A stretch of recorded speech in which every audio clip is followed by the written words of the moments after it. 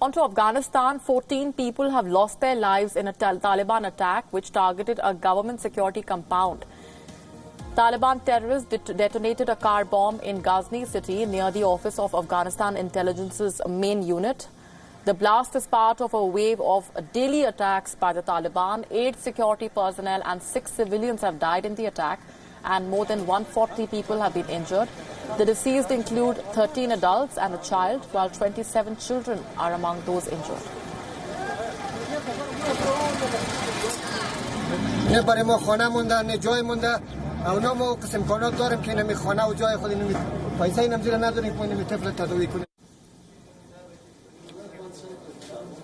The attack came just hours before Taliban officials were scheduled to meet a group of Afghan delegates in Qatar as part of diplomatic efforts to end years of violence and build trust between Afghan civilians and the militant group. Remember, Taliban now holds sway over about half of Afghanistan and continue to intensify attacks on Afghan forces despite U.S. efforts towards a peace agreement.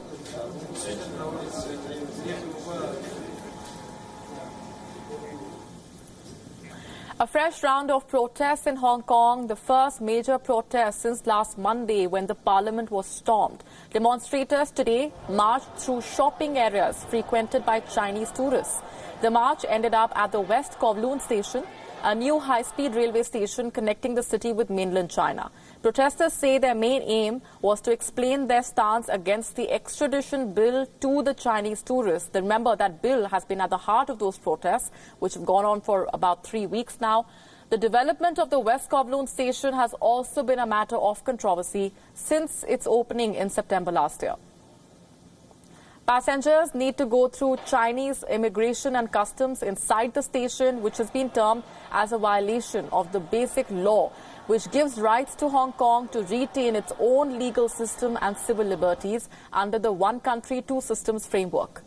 For nearly 3 weeks now, tensions in Hong Kong have been on the rise. Protesters have been demanding a complete withdrawal of the now suspended extradition bill, which allows people from Hong Kong to be deported to mainland China for court hearings.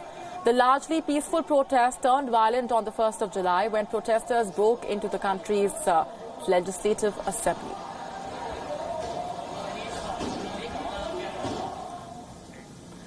The Democratic Republic of Congo is staring at a hunger crisis, according to the World Food Programme. The UN Food Agency is calling this the world's second largest hunger crisis after Yemen.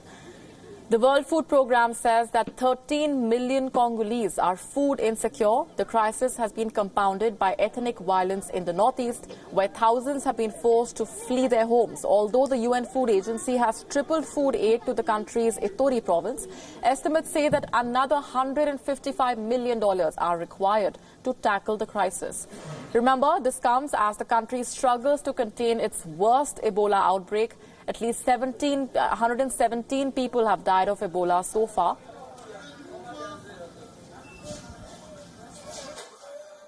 DRC represents worldwide the second largest crisis in the world. We have more than 13 million people that are food insecure, and you also may consider that more of 5.8 children and women are suffering from acute malnutrition in the country.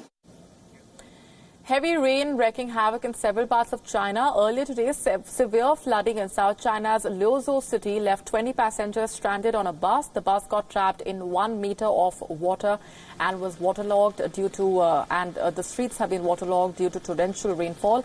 It was only after hours when a local firefighting detachment responded to the call for help. The water had reached the bus lights. Not familiar with the road condition, firefighters decided to approach the bus with a rope and life jackets.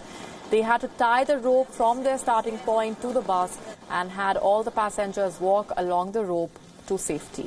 All of the passengers were then safely rescued in about 20 minutes.